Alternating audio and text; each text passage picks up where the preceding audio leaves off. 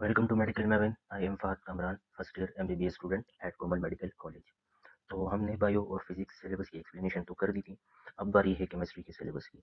तो स्टार्ट करते हैं फर्स्ट ईयर से, that is introduction of fundamental concept of chemistry. तो केपी की बुक में ये चैप्टर स्टाइकियोमेट्री वाला है, जो फर्स्ट चैप्टर है स्टाइकियोमेट्री, तो ये वो वाला चैप्टर है। इसमें बेसिक 3 टॉपिक्स दिए हैं: mole and Avogadro number, limiting and excess reactant और यील्ड। ठीक है। तो ये वाला टॉपिक, ये दो एसिलोज जो हैं, तो ये आपके टॉपिक 1.1 से लेकर 1.1.2 तक कवर हो जाएंगे। जो लिमिटिंग और एक्सेस रिएक्टेंट वाला है तो ये टॉपिक 1.4 से कवर हो जाएगा, और जो यील्ड वाला है तो ये टॉपिक 1.5 से कवर हो जाएगा। ये सारे इन टॉपिक से कवर हो जाएंगे। लेकिन ये करने से पहले you have to learn some basic concepts. Basic concept जैसे कि एटॉमिक मास क्या होता है, एटॉमिक मास यूनिट क्या होता है, रिलेटिव एटॉमिक मास क्या होता है, मोलर मास क्या होता है, मोलिकुलर मास क्या होता है, फॉर्मूला मास क्या होता है, ये सारी चीज़ें आपको आनी चाहिए। और जो एम्पिरिकल फॉर्मूला मास है या कंबशन एनालिसिस है, तो वो भी इसके साथ दिख ले। इवन तो यहाँ पर मेंशन नहीं है, लेकिन फिर भी आप वो कर ले, 5 मिनट का काम है। सेकंड चैप्टर की तरफ आते हैं, डिस्कवरी ऑफ प्रोटॉन, टॉपिक 2.1.3 से कवर हो जाएगा। और जो ये दूसरा वाला एसएलओ है, तो ये प्लैंक्स क्वांटम थ्योरी है, टॉपिक 2.3 से कवर हो जाएगी। ठीक है। इसके बाद describe the concept of orbitals, तो टॉपिक 2.5.5 से कवर हो जाएगा। और जो क्वांटम नंबर्स वाला है, ये जो 2.4 है ना, ये बेसिकली क्वांटम नंबर्स हैं। जब आप क्वांटम नंबर पढ़ोगे तो ये कवर वहाँ से हो जाएंगे, और यहाँ पर आपको क्वांटम नंबर दिया भी है, इसलिए आपने टॉपिक 2.5 पढ़ना है। जब ये पढ़ लोगे तो ये वाला एसएलओ भी उससे कवर हो जाएगा। ठीक है। शेप्स ऑफ ऑर्बिटल्स फिर से वही रिपीटिशन है, टॉपिक 2.5.5 पढ़ लो, ये कवर हो जाएगा। स्पेक्ट्रम ऑफ हाइड्रोजन, तो टॉपिक 2.2.2 पढ़ लो, जो स्पेक्ट्रम है कंटिन्यूस और लाइन स्पेक्ट्रम, उसको भी रीड दे दो। ठीक है। और इलेक्ट्रॉनिक कन्फिगरेशन, तो टॉपिक 2.6.1 से लेकर टॉपिक 2.6.4 तक पढ़ लो, ये कवर हो जाएंगे जितने भी है ये सारे। ठीक है। इसके बाद आते हैं केसेस के चैप्टर की तरफ। काइनेटिक मॉलिक्यूलर थ्योरी, जो एसएलओज हैं, इससे कवर हो जाते हैं 4.1 और 4.1.1 से। इसमें ये जो motion of particle of gas की बात की है ना, तो ये काइनेटिक मॉलिक्यूलर थ्योरी में इसका पोस्टुलेट मौजूद है। फिर आते हैं स्टैंडर्ड टेम्परेचर एंड प्रेशर की तरफ, तो ये स्टोइकियोमेट्री में ऑलरेडी डिस्कस हो चुका है। ठीक है। जब आप स्टोइकियोमेट्री करोगे ना, तो उसमें ये क्लियर हो जाएगा जब आप मोलर वॉल्यूम करोगे। ठीक है। इसके साथ बॉयल्स लॉ और चार्ल्स लॉ है, तो ये टॉपिक 4.2.1 से कवर हो जाएंगे दोनों। एब्सोल्यूट जीरो पेज 112 पर मौजूद है। चार्ल्स लॉ में जो है ना, तो एक्सप्लेनेशन भी है, तो एब्सोल्यूट जीरो टेम्परेचर वो चीज़ें भी आपने ज़रूर पढ़नी है। सिग्निफिकेंस ऑफ एब्सोल्यूट जीरो ये है ना, कि जब 0 केल्विन पर टेम्परेचर पहुंचता है तो गैस का वॉल्यूम जीरो हो जाता है, लेकिन ऐसा नहीं होता। 0 केल्विन तक पहुंचने से पहले गैस या तो लिक्विफाई होगा या सॉलिडिफाई होगा। ठीक है। तो इसमें ये सारी बातें अपने डिस्कस करनी है। फिर आइडियल गैस इक्वेशन है और यूनिट ऑफ आर है, तो टॉपिक 4.4.1 और टॉपिक 4.4.2 पढ़ दो, तो ये दोनों उससे कवर हो जाएंगे। फिर आता है last slow distinguish between real and ideal gas. अब इस सच कोई टॉपिक बुक में मौजूद नहीं है, लेकिन इनको डिस्टिंग्विश करने के लिए आपने ये दो टॉपिक्स पढ़ने हैं। एक है डिविएशन ऑफ आइडियल गैस, और दूसरा है 4.61 वॉल्स इक्वेशन। तो ये दोनों टॉपिक्स आपने पढ़ लेने हैं, इससे लिंक करते हैं। इसके अलावा जो कुछ है उसको स्किप कर दो। फिर लिक्विड्स का पोर्शन भी गैसेस वाले पोर्शन में दिया गया है। ठीक है। तो लिक्विड्स में सबसे पहले है properties of liquids based on the kinetic molecular theory. तो ये जो एसएलओ है, तो ये टॉपिक 5.1 और टॉपिक 5.1.1 से कवर हो जाएगा। फिर इवापोरेशन, बॉइलिंग पॉइंट और वेपर प्रेशर, टॉपिक 5.1 का सब टॉपिक 1, 2 और 3 ये तीनों पढ़ लो, तो ये कवर हो जाएंगे। हाइड्रोजन बॉन्डिंग और एनोबिलिस बिहेवियर ऑफ वाटर, इसके लिए आप टॉपिक 5.2.2 पढ़ लो, और पेज 166 से लेकर 168 तक सारे पढ़ लो। ठीक है, क्योंकि ये सारी प्रॉपर्टीज हाइड्रोजन बॉन्डिंग से रिलेटेड है। सही हो गया। इसके साथ साथ रिलेटेड टॉपिक्स में 5.2.1 और 5.2.3 आते हैं, डायपोल डायपोल इंटरेक्शन और लंडन डिस्पर्जन फोर्सेस, तो ये भी आप इसके साथ कर लो। इसके बाद आते हैं सॉलिड के चैप्टर की तरफ। क्रिस्टलाइन सॉलिड्स, टॉपिक 6.2.2 देख लो इसके लिए। Factors affecting shape of ionic crystal, इसके लिए पेज 197 देख लो, कवर हो जाएगा। फिर आता है डिफरेंस बिटवीन आयोनिक और मोलिकुलर क्रिस्टल्स, तो इसके लिए पेज 200 से लेकर 204 तक देख लो। इसमें कोवेलेंट और मेटालिक क्रिस्टल्स दिए जाते हैं, वो भी आप लोग देख लो। ठीक है। फिर क्रिस्टल लैटिस है, तो टॉपिक 6.4 और लैटिस एनर्जी के लिए 6.4.3 टॉपिक देख लो। इसके साथ कुछ ऑप्शनल टॉपिक्स हैं, ये भी आप लोग कर लो। 6.1, 6.2.1, 6.0 और 6.4.2। ये जो 6.3 है, तो ये प्रॉपर्टीज ऑफ क्रिस्टलाइन सॉलिड्स हैं, इनको भी आप रीड दे दो, क्योंकि ये क्रिस्टलाइन सॉलिड्स में आते हैं। ठीक है। इसके बाद केमिकल इक्विलिब्रियम का चैप्टर आता है। तो केमिकल इक्विलिब्रियम, ये जो फर्स्ट एसएलओ है, इसके लिए आप टॉपिक 7.1.1 कर लो, और जो माइक्रोस्कोपिक कैरेक्टरिस्टिक्स हैं फॉरवर्ड और बैकवर्ड रिएक्शन की, तो इसके लिए टेबल 7.1 कर लो। रेशियो प्रिंसिपल है, टॉपिक 7.2 से कवर हो जाएगा। सोलेबिलिटी प्रोडक्ट टॉपिक 7.4 से कवर हो जाएगा। कॉमन आइन इफेक्ट टॉपिक 7.5 से। बफर सोल्यूशन जो है तो टॉपिक 8.6 से। जो हेबर्स प्रोसेस है तो टॉपिक 7.3, और इसके साथ ये ऑप्शनल टॉपिक्स हैं, तो ये भी आप पढ़ लो 7.4.1 से लेकर 7.4.3 तक, ये भी आप कर लो इसके साथ। सही है। फिर आते हैं रिएक्शन काइनेटिक्स की तरफ या फिर केमिकल काइनेटिक्स की तरफ, दोनों इस चैप्टर के नाम है। ठीक हो गया। तो केमिकल काइनेटिक्स में फर्स्ट है डिफाइन केमिकल काइनेटिक्स और दूसरा है explain the terms rate of reaction rate equation. तो इसके लिए टॉपिक 9.1 से लेकर 9.2.2 तक देख लो, ये दोनों कवर हो जाएंगे। Factors affecting rate of reaction के लिए टॉपिक 9.2.4 देख लो। और ये तीन जो एसएलओज है ना, तो इसके लिए आप ये टॉपिक्स कर लो 9.2.3 से लेकर 9.2.3.3 तक, और इसके साथ 9.3.1 ये एसएलओज कर लो। तो ये कवर, ये टॉपिक्स कर लो तो ये एसएलओज कवर हो जाएंगे। फिर ये जो रेट कांस्टेंट वाला है, ये theoretical determination of reaction rate, तो पेज 279 पर ये एक टॉपिक है, आप वो कर लो इसके साथ।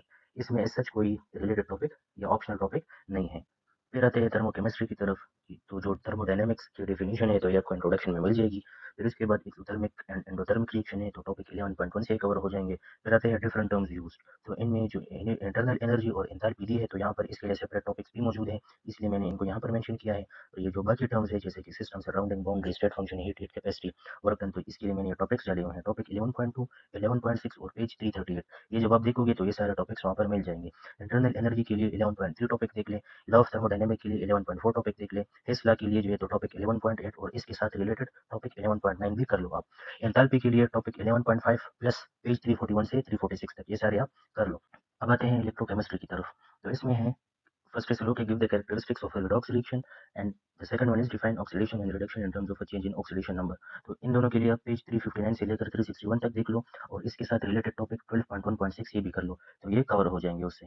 फिर है बैलेंसिंग केमिकल रिएक्शन, तो use the oxidation number change method. इसमें ये वाला जो मेथड इन्होंने बताया है ना, तो इसके लिए आप 12.1.4 देख लो, ये कवर हो जाएगा। लेकिन रिमेंबर, टेस्ट में आपसे कभी भी मेथड नहीं मांगते, एक इक्वेशन दिया होता है, इसको बैलेंस करना है तो आप ऑप्शन को देखकर कर सकते हो, इसके लिए आपको मेथड का आना जरूरी नहीं है। इसके बाद स्टैंडर्ड हाइड्रोजन इलेक्ट्रोड आता है, तो इसमें cathode anode electrode potential, standard hydrogen electrode और इसी तरह स्टैंडर्ड इलेक्ट्रोड पोटेंशियल ये डिफाइन करने हैं। तो इसके लिए आप पेज 365 से लेकर 371 तक देख लो, ये सारे कवर हो जाएंगे। और उसी के साथ साथ रिलेटेड टॉपिक है electrochemical series and its features, तो ये भी आप इसके साथ कर लो। इसके बाद आता है केमिकल बॉन्डिंग, तो विस्पर थ्योरी है, टॉपिक 3.1.1 कर लो सारा, ठीक है, तो ये कवर हो जाएंगे।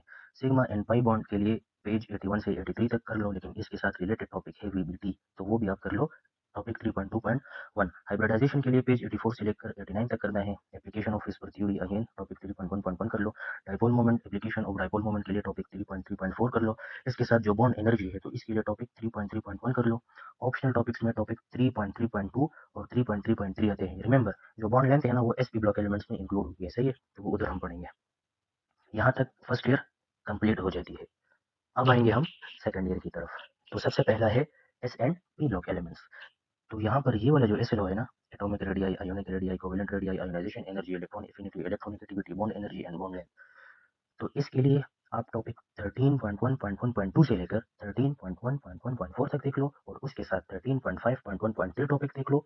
और जो बॉन्ड एनर्जी और बॉन्ड लेंथ है, तो वो चैप्टर नंबर 3 से कवर कर लो, थ्योरीज ऑफ कोवेलेंट बॉन्डिंग से। इसके बाद ये जो एसएलओ है ना, ये पीरियोडिक टेबल की जो बात है, तो ये आपको ट्रांजिशन एलिमेंट्स के इंट्रोडक्शन में मिल जाएगा।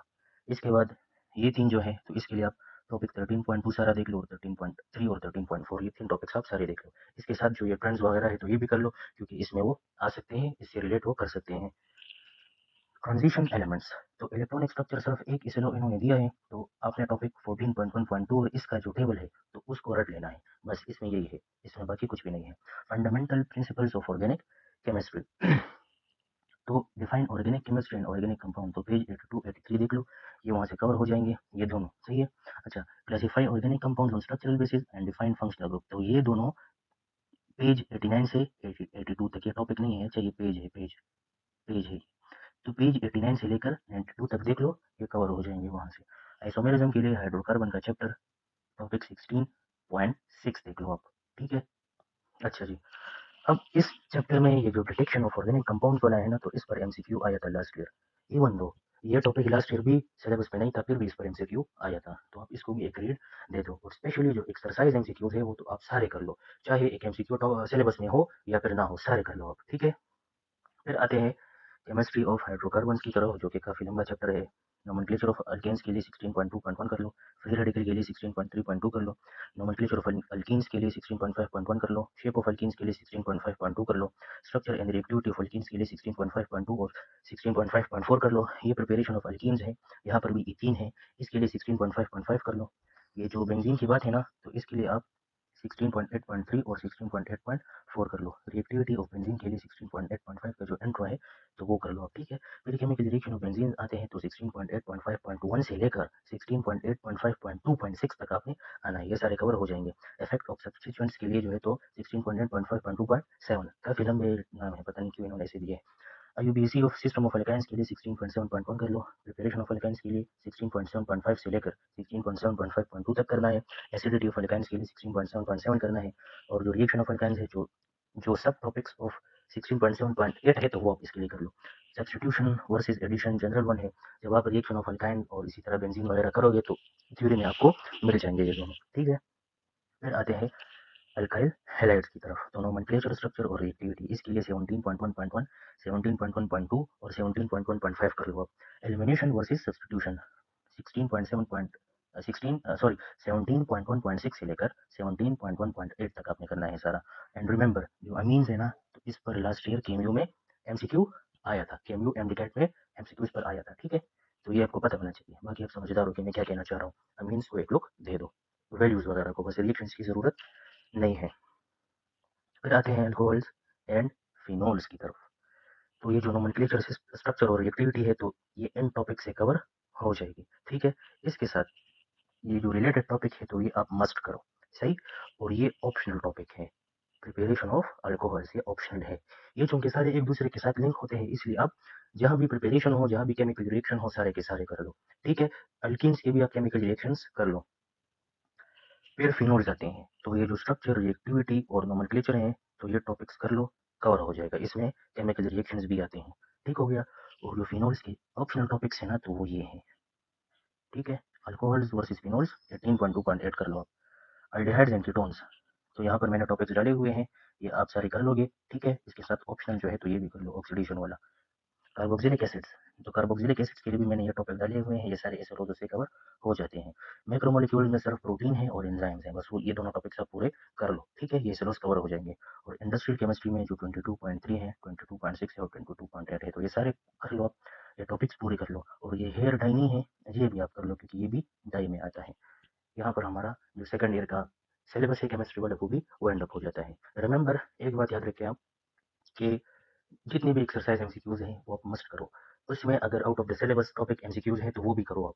इसके अलावा जो प्रिपरेशन और केमिकल रिएक्शन है वो भी सारे कर लो आप, ठीक है। यहाँ पर एक बात मैं बता दूं, मैंने ऑप्शनल लिखा भी है और रिलेटेड भी लिखे हैं अल्कोहल्स में, ठीक है। यानी इथर्स की जो प्रिपरेशन है ना वो भी अल्कोहल से होती है, इसलिए आपने वो भी करनी है, ठीक हो गया।